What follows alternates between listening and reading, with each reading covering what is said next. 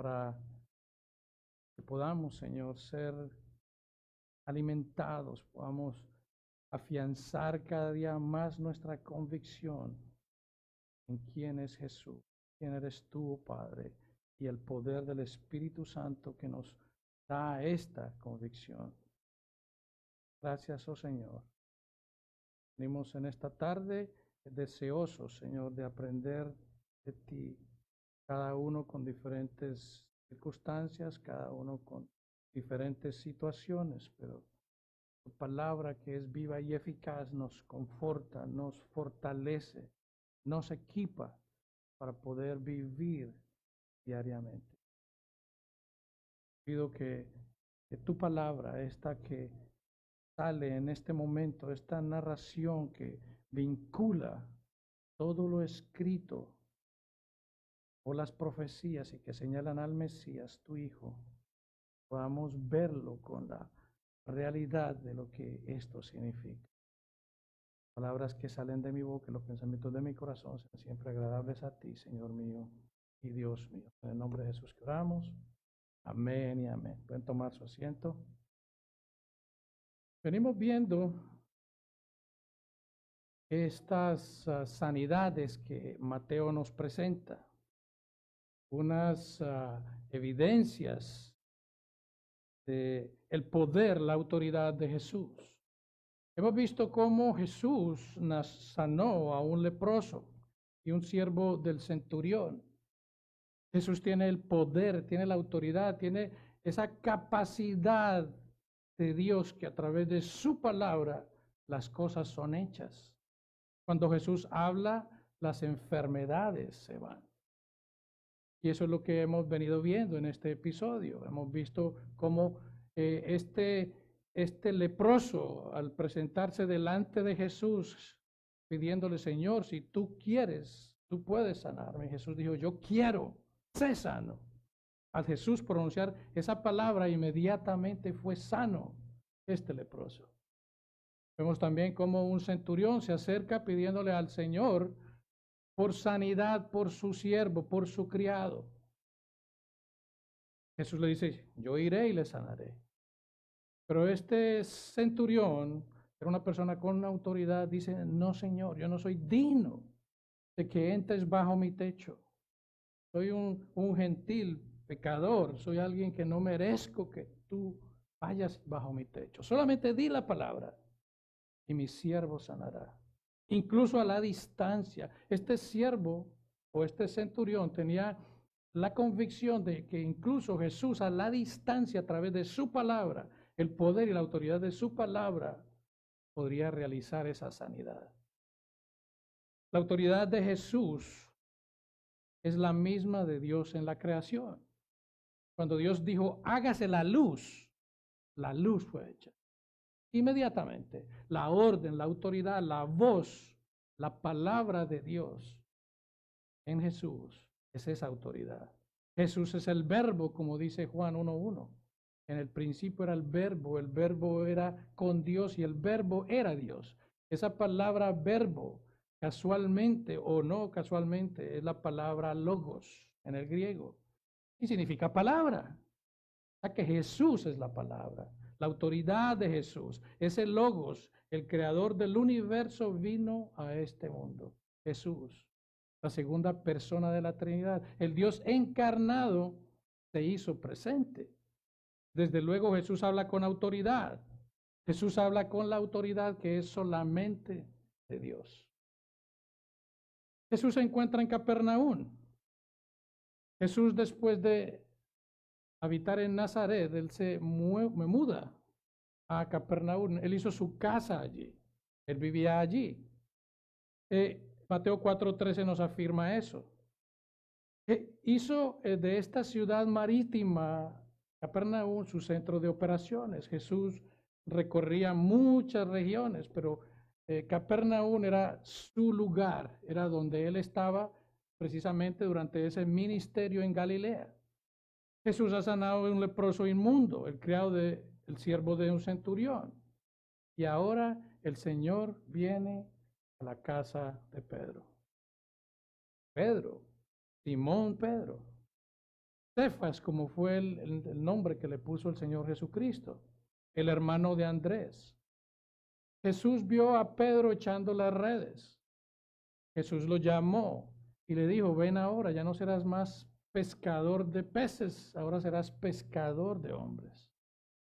Pedro es uno de los discípulos que Jesús llamó a que dejara las redes y se convirtiera en uno de sus discípulos, uno de sus apóstoles. El apóstol Pedro escribió Primera y Segunda de Pedro. Se cree que el Evangelio de Marcos fue algo que Pedro le comunicó durante su compañerismo, porque Marcos fue un discípulo de Pedro. Así que se estima que el Evangelio de Marcos es prácticamente las vivencias de Pedro con Jesús, que le relató a Marcos y él escribió el Evangelio de Marcos, que Marcos no fue apóstol. Pedro era de Bethsaida, según nos dice Juan 1:44, una población pesquera que está al noroeste de Galilea. Pedro, quien era ese seguidor de Jesús, dejó su vivienda en Bethsaida para mudarse a Capernaum y estar cerca de Jesús. Y es algo hermoso, porque vemos cómo cuando el Señor llama a alguien, el interés de esa persona se fundamenta en estar cerca del Señor, en estar cerca de Él, en aprender de Él, en hacerse como Él. Porque de hecho en el tiempo antiguo los discípulos vivían con sus maestros, con sus rabinos, compartían la mayor parte del tiempo con Él. Ellos querían ser imitadores de su maestro en todo, no solamente a través de sus enseñanzas, sino a través de su vida, de su actitud, de la manera en que estas personas se comportaban. Esto hizo Pedro. Pedro se mudó y edificó su casa cerca de Jesús, junto con su hermano Andrés. Pedro obviamente estaba junto con su familia viviendo allá. Y el versículo 14 de Mateo 8 nos dice, Jesús vino a casa de Pedro. El versículo paralelo de Marcos nos dice que él fue con Jacobo y Juan. Este era el trío cercano a Jesús, era su vínculo, su círculo central, privado, más confidente, podríamos decir nosotros, Pedro, Juan y Jacob. Ellos fueron a la casa de Pedro. Y aquí vemos algo muy importante porque dice, y cuando entró vio a la suegra de Pedro, postrada en cama con fiebre. Y según nos dice Lucas, era una gran fiebre, una fiebre altísima que tenía. Pero aquí hay algo curioso también. Vemos que Pedro era casado. Según la iglesia convencional, asegura que el apóstol Pedro fue el primer papa de la iglesia católica. Ellos lo tienen a él como alguien que eligió edificar la iglesia de Cristo en aquella tal vez mala interpretación del texto de Mateo 16:8, en aquella declaración famosa en Cesarea de Filipo, donde el Señor pregunta, ¿quiénes dicen ustedes que yo soy? Pero le dijo, tú eres el Cristo, el Hijo del Dios viviente. Jesús le dijo, bien has contestado, Pedro, eso no te lo declaró ni carne, ni nada de eso, ni hombre alguno. Eso es solamente por el poder de Dios que te lo ha revelado a ti. Sobre esta roca edificaré la iglesia, y las puertas del Hades no prevalecerán sobre ella. ¿Qué estaba diciendo el Señor Jesucristo? Sobre esta roca edificaré mi iglesia. Sobre esa precisamente declaración que Pedro acaba de hacer, que era el Cristo, el Mesías, el Hijo del Dios viviente. Sobre esa base es que la iglesia se ha constituido, sobre esa roca fundamental que es Cristo. Entonces la iglesia católica ha tomado esta declaración como algo como base para decir que Pedro es el fundador de la iglesia, que Pedro fue el primer obispo de la iglesia y que la iglesia tiene la autoridad, o Pedro tiene toda la autoridad sobre las iglesias. Pero ¿de dónde sacan entonces el celibato? Si Pedro era casado, aquí lo vemos. Él estaba en la casa, estaba obviamente con su esposa que vivía ahí, estaba la madre de su esposa, y ahí entró Jesús. Jesús la ve a ella postrada en la cama.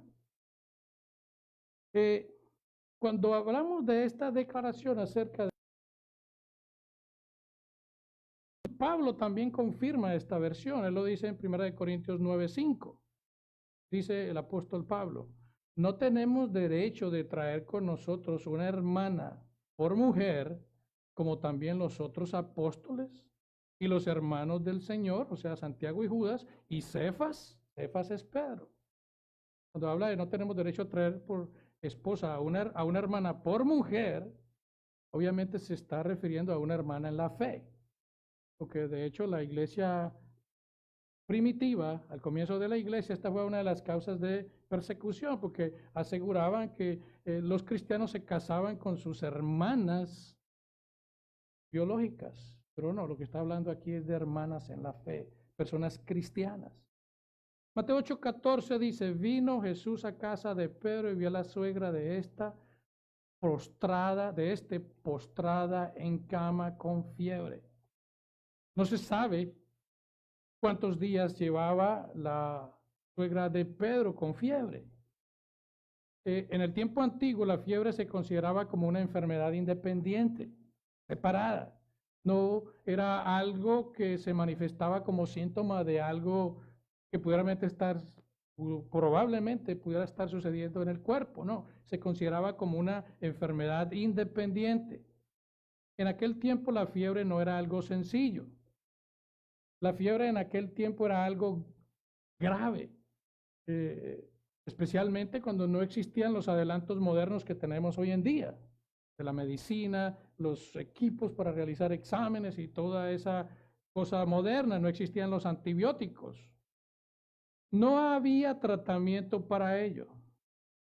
No es como en la actualidad, que usted va y simplemente usted se coge un termómetro, siente que está a unos grados más altos, usted compra alguna pasta, se la toma y se la calma mientras puede ir al médico. No, en este tiempo era algo serio. La persona se deshidrataba, sus órganos empezaban a fallar y eventualmente se moría.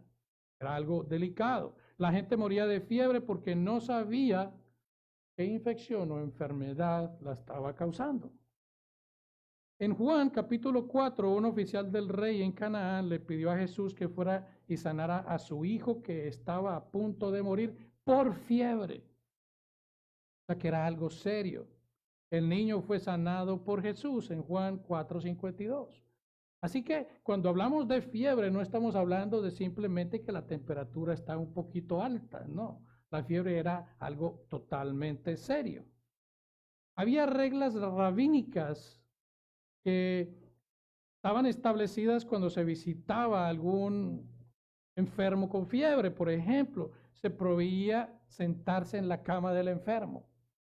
Se prohibía tocar a la persona que estaba con fiebre, porque también se tenía la tendencia de que esa fiebre era contagiosa y esa otra persona que la tocara podría enfermarse y eventualmente agravarse y morir por esas circunstancias.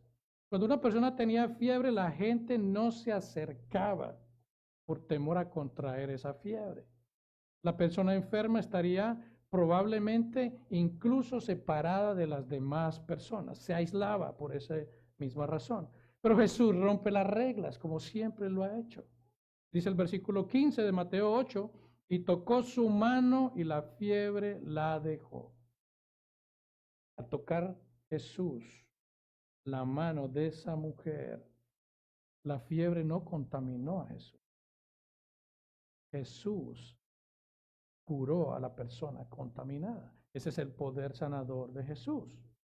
En Lucas 4:39, el versículo paralelo dice: e inclinándose hacia ella, reprendió a la fiebre y la fiebre la dejó. Jesús, con el poder de su palabra, como ese logos, como ese verbo, como la palabra que es en sí mismo, reprendió la fiebre, así mismo como él reprendía los vientos en el mar.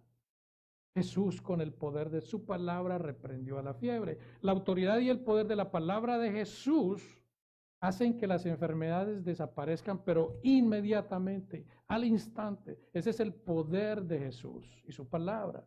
No era que la tocara y no, ya dentro, cállate calmadita ahí en la cama, que ya dentro de poco la fiebre se va a ir. No, el poder de Jesús en la sanidad es instantáneo, inmediato. Marcos 1:31 dice, e inmediatamente la dejó la fiebre. O sea que esto manifiesta que el milagro que Jesús llevó a cabo fue algo inmediato, instantáneo. Y ella se levantó y les servía. Levantar aquí significa despertar. Obviamente, ponerse en pie después de una posición horizontal o sentada. Pero esta palabra también levantar significa resucitar. Curiosamente, significa resucitar. El levantarse y caminar por sí misma, la suegra de Pedro, daba evidencia de que en verdad ese milagro había sido hecho, que había recuperado la salud y las fuerzas, considerando que ella estaba posiblemente en cama, temblando, sudando, con escalofríos, débil y no podía hacer nada. Lo cual, otra vez vuelvo y repito, muestra el milagro poderoso que Jesús realizó. Y como la suegra de Pedro, nosotros podemos vernos que como resucitados, como redimidos, como personas que hemos sido transformados, así como la suegra de Pedro inmediatamente se paró y les servía. Nosotros también como cristianos estamos llamados a hacer eso mismo, a servir. Esa es la reacción inmediata. Podemos asumir que estaba la suegra de Pedro, estaba Pedro, estaba Juan, Jacobo y Andrés su hermano, estaba la madre o la hija de la suegra de Pedro. Y ella se paró a servirles, a atenderlos. Podemos entender el itinerario que Jesús tenía, porque venimos viendo cómo Jesús ha traído todas estas sanidades, el leproso, el siervo del centurión. O sea que Jesús está activamente funcionando. Entonces ahora esta suegra de Pedro se levanta y les servía. La historia de la suegra de Pedro es nuestra historia.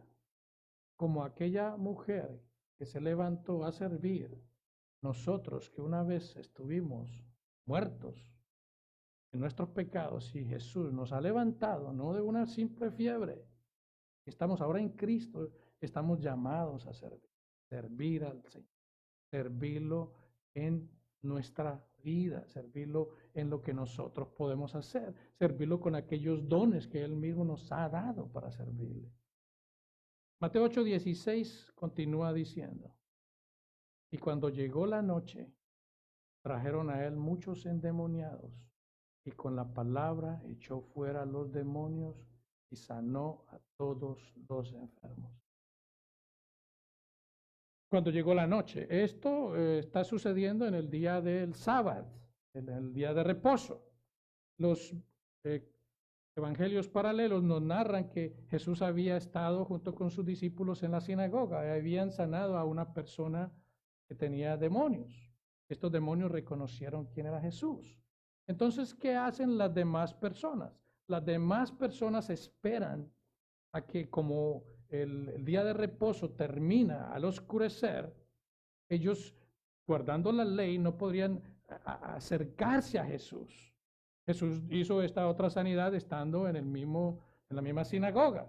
Entonces ahora ellos esperan que el día de reposo, el sábado, termine y ellos se acercan, se aglomeran buscando a Jesús, buscando a Jesús.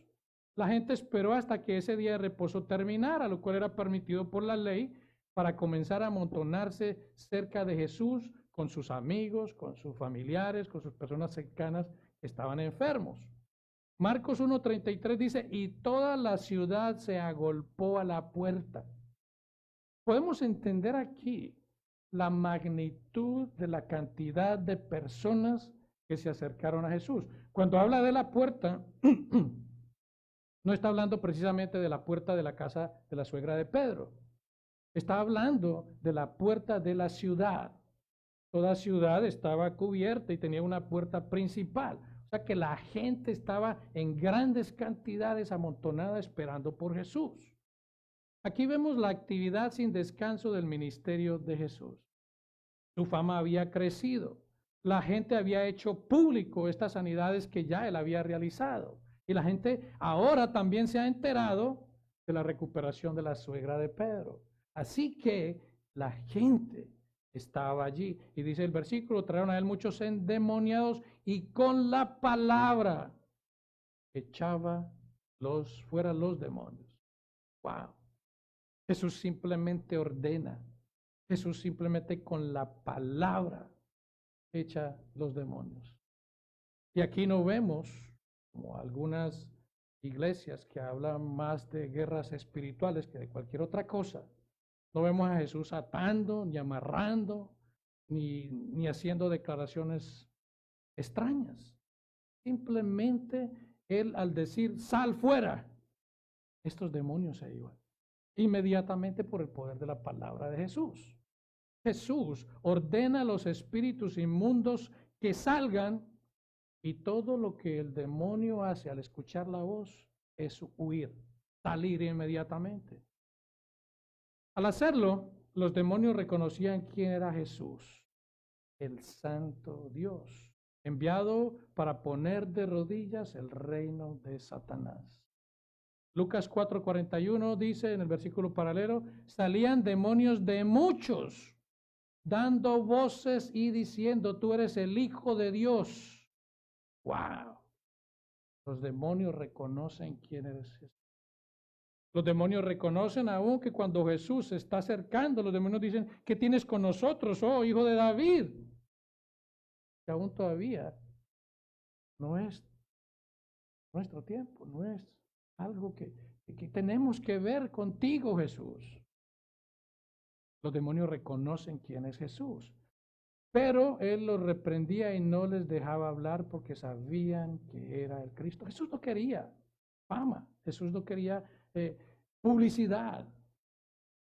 Sabemos y entendimos que la razón por la que Jesús vino a este mundo fue por algo mayor, para sanarnos, para librarnos de una enfermedad muchísimo mayor, la cual es el pecado. Cuando Jesús dice la palabra, la lepra se va. Cuando Jesús dice la palabra, incluso a la distancia la enfermedad se va. Cuando Jesús dice la palabra, los demonios huyen. Y el punto aquí no es la sanidad de todo lo maravilloso que ha venido haciendo Jesús. No, el punto aquí es la persona que está realizando estas sanidades. Eso es lo importante aquí. La autoridad de Jesús es demostrada en quién es Él, en su enseñanza, en sus obras, en todo lo que ha venido manifestando a través de este tiempo, en el inicio de su ministerio. Los propósitos de los milagros de Jesús es para autenticar su verdad. Esa es la razón de los milagros. Los milagros autentican la verdad de quién es Jesús. Los milagros que Jesús hace nos demuestran que es el Dios en persona que ha venido a este mundo. Jesús mismo dice en Juan 10:25, las obras que yo hago en nombre de mi Padre, ellas dan testimonio de mí. Esas obras manifiestan que Él es el Hijo de Dios, que Él es el Mesías, que Él es el enviado del Señor. En Juan 14:11 dice, creedme que yo soy en el Padre y el Padre en mí. De otra manera, creedme por las mismas obras. Creer por lo que Él hace. Y aunque Nicodemo en el momento que visitó a Jesús de noche, él no era discípulo ni seguidor de Cristo, él reconoció que las obras que Jesús hacía eran de Dios. Él dice en Juan 3:2, Rabí, sabemos que has venido de Dios como maestro, porque nadie puede hacer estas señales que tú haces si Dios no está con él. Una absoluta declaración. Él está reconociendo que Dios está en Jesús. Desde luego, él no podía observar claramente que Jesús es Dios. Él vio en Jesús algo impresionante, algo especial, algo que vio este centurión. Y como decía la semana anterior, ¿cómo nosotros vemos a Jesús? Estamos viendo a Jesús como una persona que nos puede sacar de algún tipo de dificultades personales, puede solucionar nuestros problemas económicos. Estamos viendo a Jesús como alguien que puede solucionar nuestras relaciones familiares. O estamos viendo a Jesús como el verdadero Hijo de Dios, el Salvador del mundo, el único que puede librarnos de la ira eterna de Dios, el castigo eterno de Dios, el único por el cual tenemos entrada al reino de los cielos. Estamos viendo a Jesús como ese único Señor al cual sometemos nuestras vidas a su señorío. De eso se trata. Muchas personas quieren a Jesús como un Salvador, pero no quieren a ese Jesús como Señor de sus vidas. Mateo, que era un buen conocedor de las Escrituras, hace claro a sus lectores que el poder y la autoridad de Jesús lo identifica a aquel como el Mesías, aquel del cual la profecía lo anunciaba 700 años, incluso antes de su nacimiento, por el profeta Isaías. Mateo hace claro esto. Mateo ha venido a través de estos 8 capítulos haciendo mención del Antiguo Testamento. El propósito de Mateo es hacer claro que Jesús es el Hijo de Dios, el Mesías, el Mesías. Ese es el propósito de Mateo. Él dice en Mateo 8:17, para que se cumpliese lo dicho por el profeta Isaías, cuando dijo, Él mismo tomó nuestras enfermedades y llevó nuestras dolencias. Mateo hace aquí un énfasis, que el trabajo sanador de Jesús cumpliría en aquellos lectores que están escuchando, cumpliría las promesas, las profecías, aquello que Dios había dicho anteriormente, como aquel siervo sufriente, como aquel siervo Mesías que sería desfigurado, aquel que no tendría ninguna belleza en él, aquel siervo que vendría a librar a la gente humana no de unas enfermedades físicas, sino de una enfermedad mayor. La referencia de Mateo a la profecía de Isaías manifiesta que la presencia de la enfermedad y la muerte son consecuencias del mismo pecado. El plan de Dios en su creación para la primera pareja era que vivieran siempre con Él. Pero por consecuencia del pecado, la desobediencia, el querer ser como Dios, querer tomar la posición de Dios, vino la muerte, vino las enfermedades. Y es precisamente lo que la palabra nos dice. En Génesis 3:16 dice, en aquella respuesta del Señor Jehová a la desobediencia y el pecado de la primera pareja, Él dice, y le habla primero a la mujer, dice, Génesis 3:16, a la mujer dijo Dios, multiplicaré en gran manera, perdón, los dolores en tus preñeces. Con dolor darás a luz los hijos. O sea que aquí vamos viendo cómo el dolor se inicia o existe en cada uno de nosotros como parte de la maldición. Parte de la maldición. Continúa diciendo el Señor, y tu deseo será para tu marido. ¿Qué deseo? No estamos hablando del atractivo de la mujer hacia su esposo, porque eso se incorpora dentro de una relación matrimonial. Cuando habla aquí de tu deseo, es ese deseo de la mujer querer gobernar, ese deseo de la mujer querer liderar. El deseo que se hizo manifiesto en el mismo evento de que estando en el Edén, la mujer fue la que tomó la iniciativa, estando seguramente Adán cerca de ella a responder y a tomar decisiones cuando la serpiente se le presentó a ella. Quiso tomar el liderazgo, quiso tomar ese gobierno. Y por eso vemos la caída. Y dice el Señor, y tu deseo, ese deseo de gobernar, de liderar, será para tu marido. El marido es el líder que Dios ha puesto en el hogar. Dice, y él se enseñoreará de ti. Eso quiere decir que él será un militar en su casa. Dice, y él será el líder, el que va a gobernar, el que va a guiar sobre ti, primero que tú. Porque esto es lo que vemos normalmente. En nuestra sociedad vemos que por muchas circunstancias las mujeres se ven forzadas a ocupar posiciones de liderazgo en sus hogares.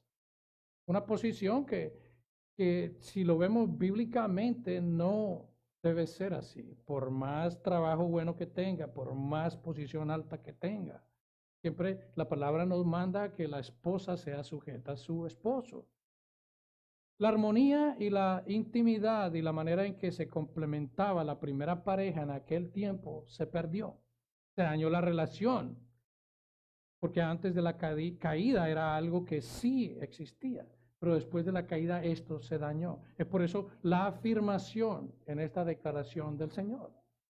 Es por eso que también cuando leemos el libro de Efesios, la palabra claramente nos habla a nosotros de que el esposo debe amar a su esposa, tratarla como vaso frágil, amarla de la manera que Cristo amó su iglesia. Y por tal razón, en esa misma forma, en ese mismo contexto, la esposa se sujeta a su esposo, porque ella se sujeta a su esposo como sujetándose a Cristo. Eso es lo que nos dice la Escritura. Por esta razón, por la caída, por esta situación, todo se ha dañado por el pecado. La mujer siempre deseará enseñorearse de su marido, pero el marido es el que debe liderar. Por eso vuelvo y repito, Efesios 5:22 es claro. Las esposas estén sujetas a su marido. En el relato de Génesis, en el versículo 17, el Señor le dice al hombre, por cuanto obedeciste a la voz de tu mujer, o sea, aquel liderazgo que tú debías llevar a cabo y permitiste que ella lo hiciera, continúa diciendo él, y comiste del árbol de que te mandé diciendo, no comerás de él, maldita será la tierra por tu causa. Con dolor comerás de ella todos los días de tu vida. Aquí está, otra vez dolor. El dolor, la enfermedad, es consecuencia de la maldición. Con el sudor de tu rostro comerás el pan hasta que vuelvas a la tierra. ¿Qué está hablando aquí? De muerte. Enfermedad y muerte, consecuencia del pecado. Porque de ella fuiste tomado, pues polvo eres y polvo volverás. Aquí vemos claramente que la enfermedad y la muerte es consecuencia del pecado. La relación restaurada de aquella situación que se presentó en el Edén se realiza solamente a través de una nueva vida en Cristo. Es una realidad. Solamente en Cristo podemos restaurar estas relaciones. Se pueden restaurar también relaciones, incluso matrimoniales. El poder sanador milagroso de Jesús, dice Mateo, es el cumplimiento de la profecía de Isaías, donde se manifiesta ese Mesías Salvador sufriente. Y este pasaje que vemos aquí, donde dice Mateo 8:17, para que se cumpliese lo dicho por el profeta Isaías cuando dijo, Él mismo tomó nuestras enfermedades y llevó nuestras dolencias. Este es uno de los versículos que se ha interpretado de una manera equívoca por mucho tiempo. Incluso recuerdo ver personas haciendo invitaciones a enfermos delicados de salud a hacer una confesión de fe, una oración de fe, basados en este versículo. No, que Cristo llevó tus enfermedades. Personas que no son creyentes. Y por tal razón, obviamente, tú vas a ser sano. Pero esto es algo que se sale del contexto de Isaías 53, que es lo que está hablando aquí el Mateo. Isaías 53, que específicamente este de que tomó nuestras enfermedades y llevó nuestras dolencias, está en el versículo 4 de Isaías 53, donde dice, ciertamente Él llevó nuestras enfermedades y sufrió nuestros dolores. Ahí está hablando de eso. Isaías menciona enfermedades y dolores como resultado del pecado, por lo cual hay una maldición, que es lo que vimos en el libro de Génesis. Y Jesús vino a llevar la maldición, al igual que la culpa del pecado en la cruz. Eso es una realidad. Jesús demostró su poder al resucitar de la muerte, incluso para eliminar las consecuencias de ese pecado. Y lo vimos incluso resucitar de la muerte a Lázaro. Esa resurrección de Jesús en cada uno de nosotros, que fueron los efectos de la caída de Adán, demuestra que Jesús es el segundo Adán, ese Mesías poderoso que da vida para aquellos que desde luego ponen su fe en Él. Mas, sin embargo, Él no ha prometido que las enfermedades de las personas van a ser sanadas, curadas en este tiempo. No hay ninguna parte que mencione eso. Jesús sí realizó sanidades, pero Jesús no sanó a todos, por ejemplo, que estaban en Judea. Él no sanó a todos aquellos que estaban en Galilea, definitivamente no. Jesús no expulsó a todos los demonios que habían en Galilea o en Judea o en toda Israel, vamos a decirlo así. No. Lo más importante que Jesús vino a hacer fue a realizar su obra de redención. Su obra de redención, de salvación en sus hijos, en aquellos que ponen su fe en Él, que es nuestra sanidad y liberación de la condenación eterna. Eso es lo que Él vino a hacer.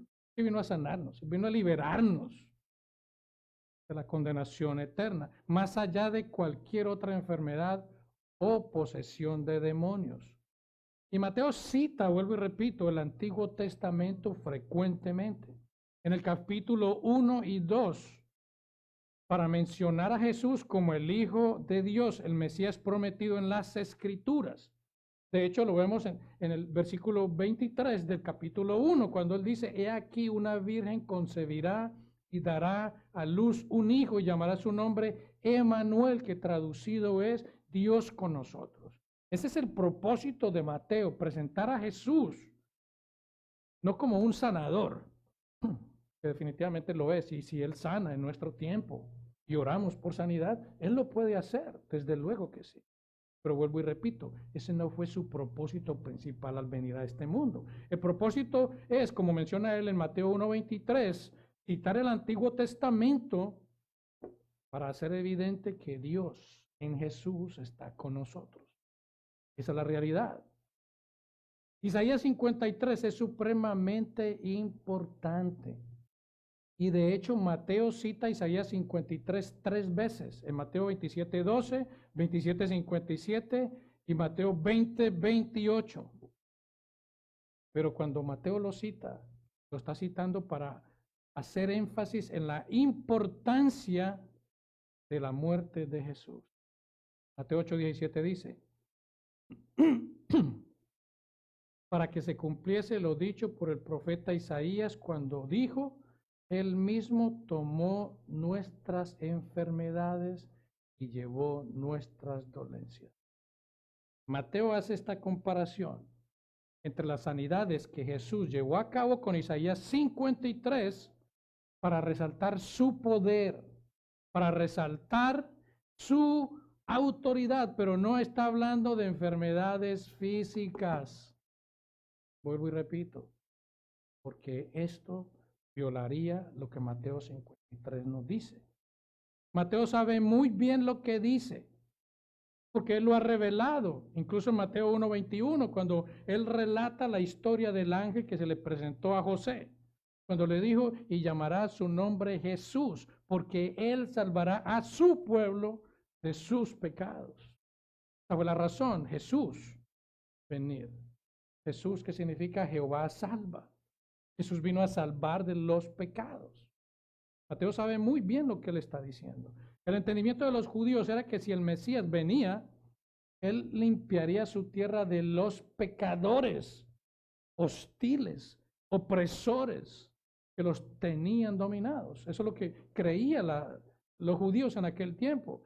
Pero el Mesías sufriente que Mateo menciona y que Isaías 53 menciona, es aquel que limpia a su pueblo, pero de su pecado y de la condenación, de la muerte. Entonces, cuando vemos esto, tenemos que entender qué es lo que Isaías nos está diciendo en el capítulo 53. Y tenemos que entender por qué Mateo hace mención de este pasaje en particular. Y cuando vamos a Isaías 53, el Señor está hablando por medio de Isaías. En una visión se le presenta a Isaías hablándole respecto a su pueblo Judá. Isaías 1:4 dice, oh gente pecadora, pueblo cargado de maldad, generación de malignos, hijos depravados, dejaron a Jehová, provocaron a ira al Santo de Israel, se volvieron hacia atrás. Aquí está hablando el Señor a un pueblo rebelde. En este pasaje Jesús, o mejor dicho, Dios, habla a una generación rebelde depravada, como es la humanidad, como somos cada uno de nosotros originalmente. Claramente vemos lo que está diciendo el Señor. Y en el versículo 5 dice, ¿por qué queréis ser castigados? ¿Todavía os rebelaréis? O sea que existe una amenaza de castigo, pero la gente vive en rebelión en contra de Dios constantemente. Eso es la naturaleza humana. Y el Señor, Jehová, continúa diciendo por medio de Isaías, toda cabeza está enferma. Cuando se refiere a la cabeza habla de sus pensamientos y todo su corazón doliente, todo su interior, su ser es lo que significa el corazón. Y este doliente, la Nueva Versión Internacional lo identifica como enfermo, su corazón también está enfermo, todo su ser interior. Aquí entonces es donde hace sentido las palabras de Isaías 53, donde dice en el versículo 4, ciertamente llevó nuestras enfermedades. ¿Cuáles enfermedades? La que está hablando el versículo primero, el capítulo primero. Aquellas enfermedades de nuestro corazón, de nuestra mente, de nuestra depravación, de nuestra maldad, de nuestro pecado. Eso es lo que lleva Jesús en la cruz. Isaías 53 dice, 4, ciertamente llevó nuestras enfermedades, sufrió nuestros dolores y nosotros le tuvimos por azotado, por herido de Dios y abatido. En la cruz, Él fue abatido, Él fue herido por Dios. Ese fue el propósito de Dios. Como 1 Corintios 5 nos hace mención, para que nosotros fuéramos justicia de Dios en Él. Él ciertamente llevó nuestro pecado. Isaías 53:5 dice, mas el herido fue por nuestras rebeliones, aquí está, molido por nuestros pecados. El castigo de nuestra paz fue sobre él y por su llaga, esa herida santa de Jesús en su cuerpo, fuimos nosotros curados. ¿De qué?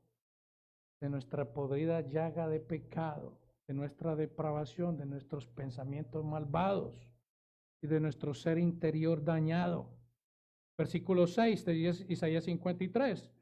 Y todos nosotros nos descarriamos como ovejas, cada cual se apartó por su camino, mas Jehová cargó en él, o sea, en Jesús, el pecado de todos nosotros. Wow.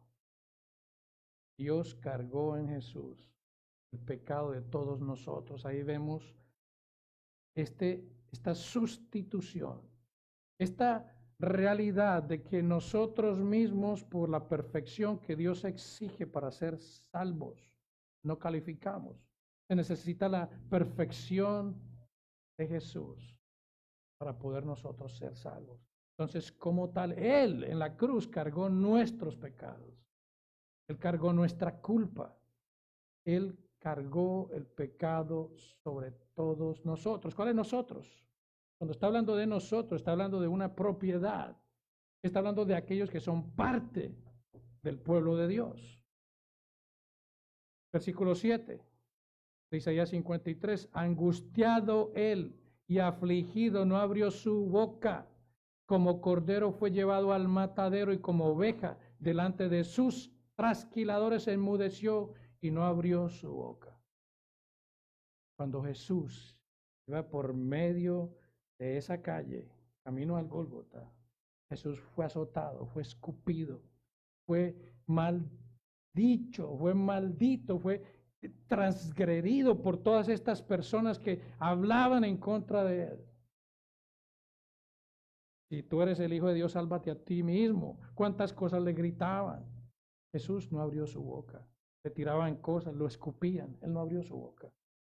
Como un cordero fue al matadero. Ese cordero perfecto, ese cordero sin defecto, el cual se daría por sacrificio por los suyos. El cordero que sustituiría a cada uno de nosotros. Ese cordero que toma la posición nuestra en la cruz, recibiendo el castigo y la ira de Dios por cada uno de los suyos. Eso es lo que está hablando Isaías. Eso es lo que está haciendo referencia a Mateo. Porque si lo vemos claramente, a través de la cruz de Cristo recibimos sanidad y liberación. Pero es la sanidad y liberación de la muerte. Muchas personas en aquel momento en que Jesús realizó estos milagros, fueron unos milagros sorprendentes. ¿Qué pasó ahí? Jesús extendió su tiempo de vida por un tiempo, porque el leproso murió, el siervo del centurión murió, incluso Lázaro, que fue resucitado de la muerte, él murió otra vez.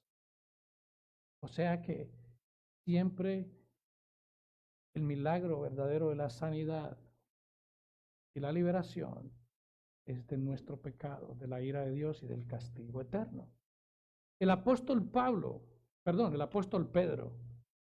que fue aquel donde en su casa tenía a su suegra enferma y Jesús entró y la sanó, él hace manifiesto esta gran verdad, la sanidad y la curación por la cual Jesús vino. Primera de Pedro 2:24. Él dice, quien llevó él mismo nuestros pecados y en su cuerpo, llevó nuestros pecados en su cuerpo sobre el madero, para que nosotros, estando muertos a los pecados, vivamos a la justicia, y por cuya herida fuisteis sanados. Aquí está. Fuimos sanados por sus heridas.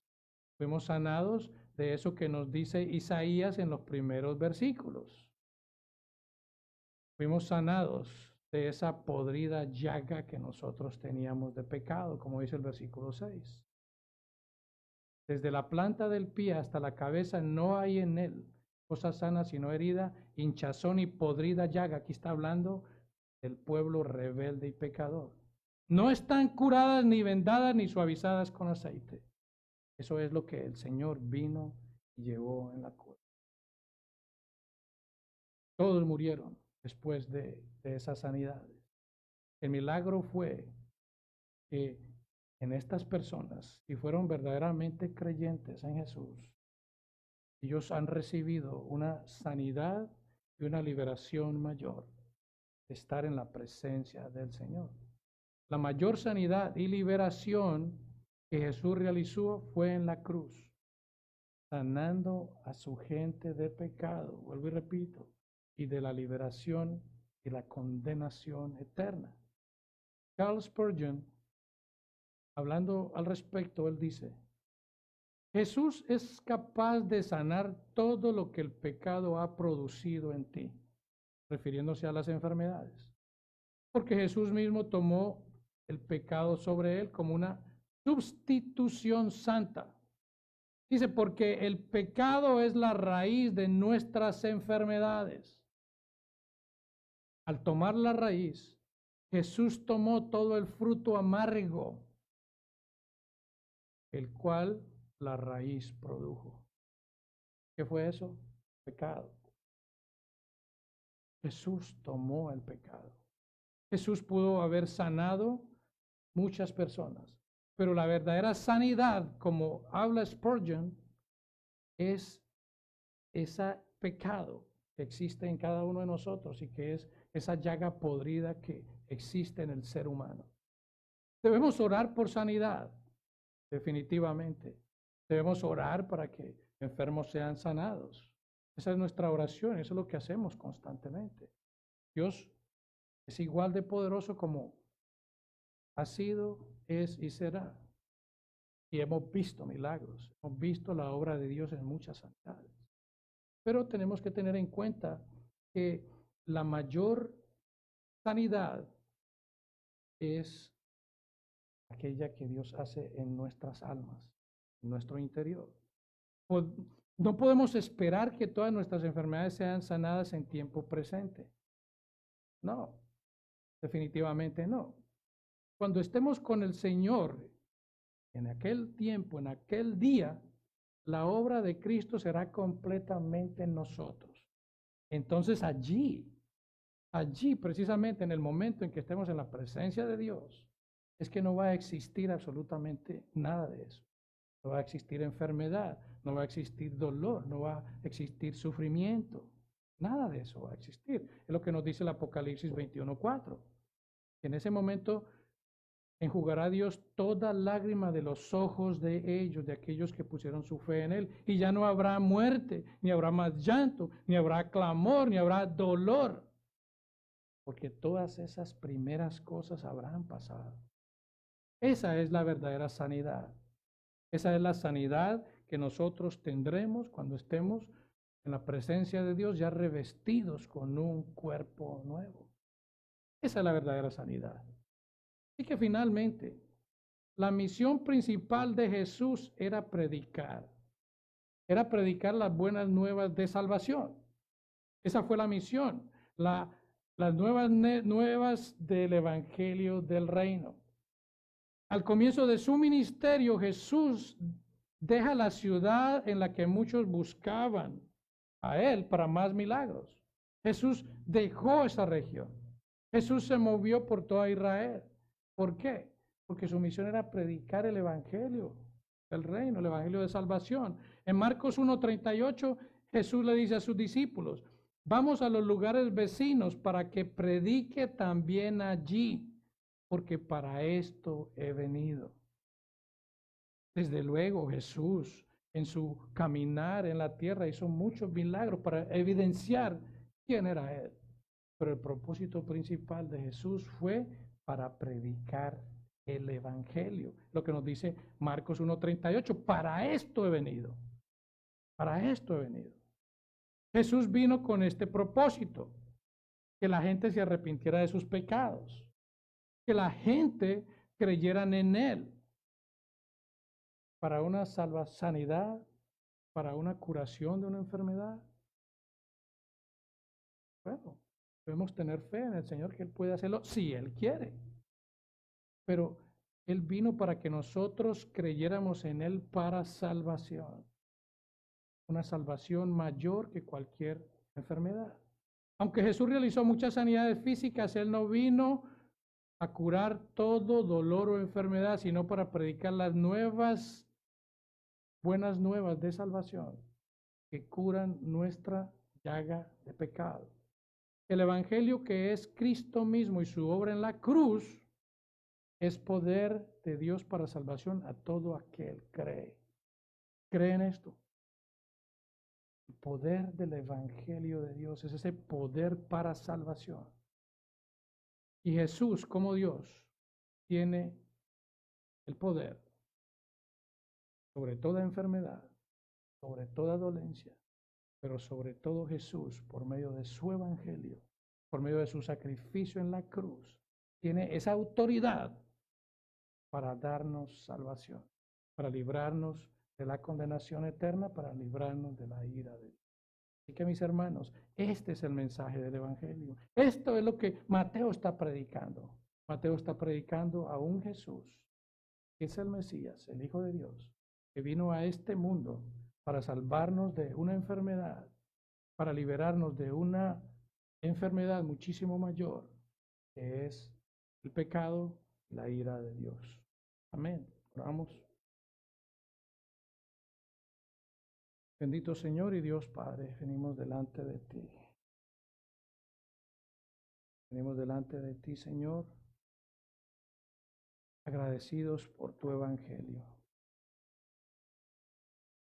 Agradecidos tu gracia y tu favor nos ha alcanzado. Estamos aquí y gran parte de tu iglesia en general, tus hijos, Señor, padecen de circunstancias. Padecemos de dolencias, padecemos de situaciones. Tú eres capaz, si tú quieres, Señor, de librarnos de aquellas dolencias, de aquellas enfermedades por las cuales podemos estar pasando. Pero tú has traído una sanidad muchísimo mayor a cada uno de nosotros. Una sanidad que no existía medicina, no existe tratamiento, no existe tecnología para curar.